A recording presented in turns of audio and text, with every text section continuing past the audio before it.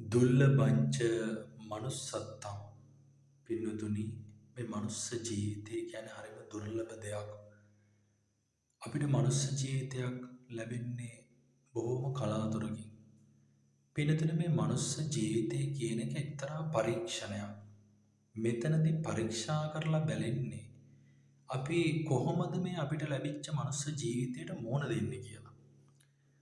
කොහොමද අපි හිත පිරිසිදු කරගන්නේ?